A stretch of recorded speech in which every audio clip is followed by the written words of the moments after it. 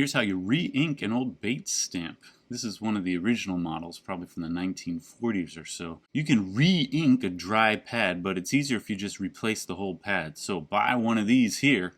They're still making them, and you can get one on Amazon. I put a link down there if you want.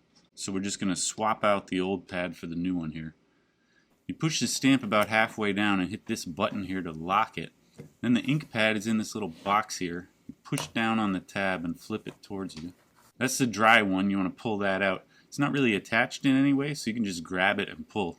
I'm using these pliers so I don't get my fingers all dirty. Yank it! And get the new one here. If you look closely, you can see it's not a perfect rectangle.